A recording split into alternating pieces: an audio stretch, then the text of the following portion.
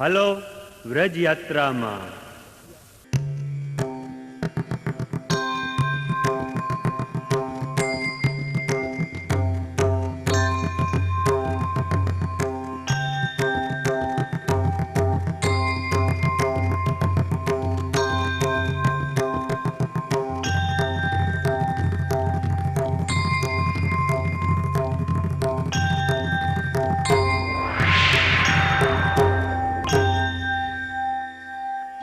મને મારી વ્રજ યાત્રા રોજ યાદ આવે, લીલી પરિક્રમા મને શ્યામ શું મિલાવે, લીલી પરિક્રમા મને શ્યામ શું મિલાવે.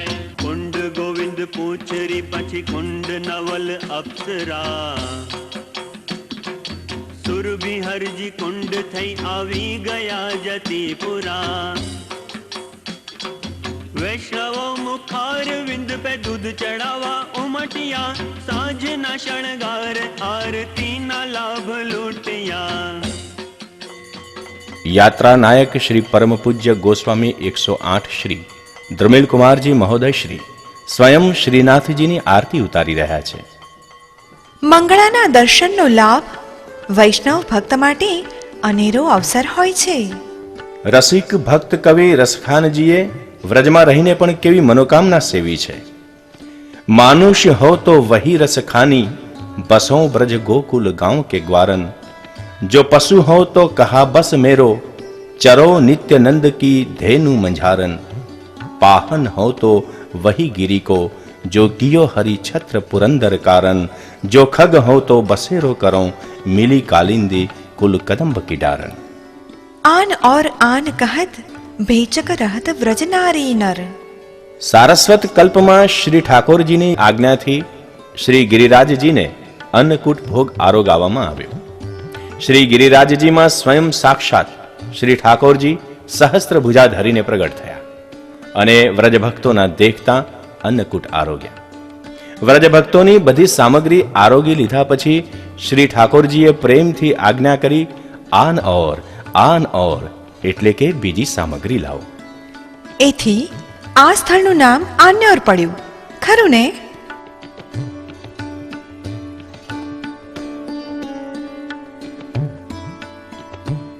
વૈષ્ણવ વૃંદો આન્યોર તરફ પરિક્રમા આગળ વધારી રહ્યા છે. કૃષ્ણ નામની ધૂન લલકારતા ભક્તો ભગવાનના દર્શન કરવા અધીરા થયા છે. આન્યોર ગામ શ્રી ગિરિરાજજીની તળેટીમાં શ્રી ગિરિરાજજીની લગોલગ આવેલું છે.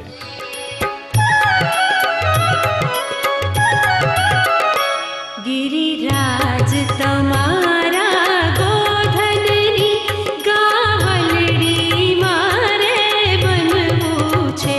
ગિરિરાજ તમારા ગોધનની ગાવલડી મારે બનવું છે.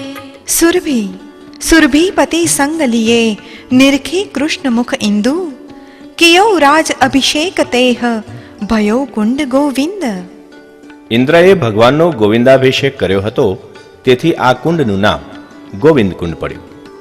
માનસી ગંગાની જેમ ગોવિંદ કુંડ પણ દૂધથી ભરેલો છે. સ્કંદ પુરાણમાં ગોવિંદ કુંડના મહાત્મ્યનું વર્ણન કર્યું છે.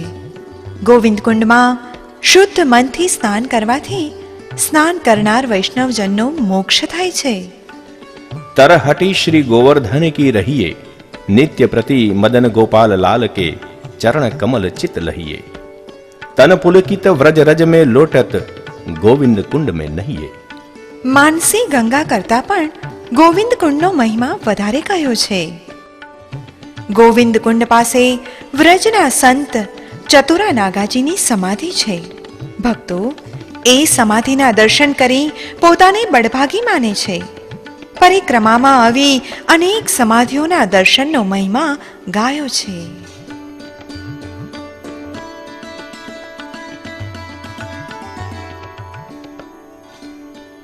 ગોવિંદ કુંડ પર આ છે શ્રી મહાપ્રભુજીના બેઠકજી.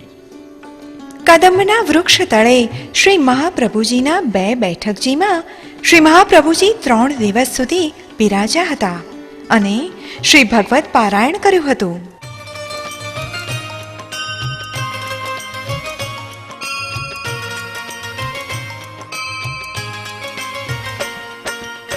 देवी देव आराधिके भूलो सब संसार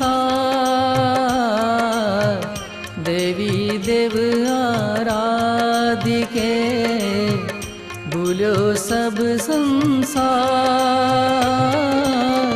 श्री वल्लभ नाम नौका विना कहो को उतरो पार श्री वल्लभ कहो को उतरो पार श्री वल्लभ कहो को उतरो पार श्री वल्लभ कहो को उतरो पार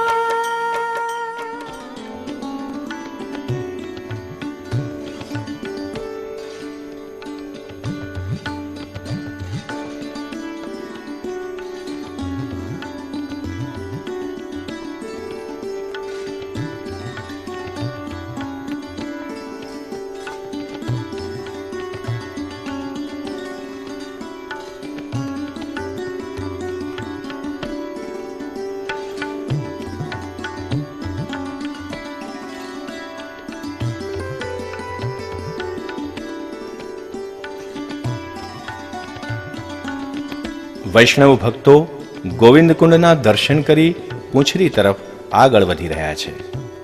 પૂછરી કા લોઠા, ધન્ય તો હી યે પૂછરી કા લોઠા, અન્ન ખાઈ ના પાણી પીએ, તું તો વૈસે હી पर्यो હે સિલોઠા. વ્રજમાં આ લોકકાવ્ય પ્રસિદ્ધ છે. એક કથાનુસાર શ્રી ઠાકોરજીએ જ્યારે ગિરિરાજ ધારણ કર્યો ત્યારે એક બળવાન પર્વતના આ છેડે બેઠેલો. વ્રજ ભાષામાં એને લોઠા કહેવાય છે. શ્રી કૃષ્ણે એના બળની પ્રશંસા કરી એ સ્થાને એની પૂજા થશે એવું વચન આપ્યું અને એ ગોપ ત્યારે ઉઠ્યો. એથી એનું અહીં દેવ મંદિર છે અને એને અહીંના ક્ષેત્રના દેવ તરીકે આરાધવામાં આવે છે. તે ગોપ શ્રી કૃષ્ણના પરમ સખા હતા. અને એટલે જ રાસમાંથી જ્યારે શ્રી ઠાકોરજી અંતર્ધ્યાન થયા ત્યારે તેમને શોધવા નીકળેલા ગોપીજનો અહીં સુધી આવ્યા હતા. ત્યાં એમણે લોઠાજીને દીઠા. ગોપીજનો લોઠાજીને પોતાના પ્રિયતમના મોટા ભાઈ જેવા માનતા હતા. જેઠજીની મર્યાદા જાળવવાનો રિવાજ હતો. સૌએ ઘૂંઘટ તાણ્યા. માન મર્યાદા ઓળંગાય નહીં એટલે સૌ એક એકના કાનમાં કહેવા લાગ્યા, પૂછરી પૂછરી. અર્થાત લોઠાજીને પૂછ કે તમે અમારા પ્રિયતમને જોયા? અને આમ આ સ્થળનું નામ પૂંછરી પડ્યું. જ્યાં લોઠાજી બેઠા છે તે પૂંછરીના લોઠા કહેવાયું, એમ જ ને? બિલકુલ સાચું. આ કંદરાઓમાં શ્રી ઠાકોરજી બિરાજી વર્ષા ઋતુમાં ગાયોને જોયા કરતા અને રાત્રે શ્રી સ્વામિનીજી સાથે પોઢતા. ચતુર્ભુજદાસજીએ એ લીલાનું સુંદર શબ્દોમાં વર્ણન કર્યું છે. ગોવર્ધન ગિરિ સઘન કંદરા રૈન નિવાસ કિયો પિય પ્યાર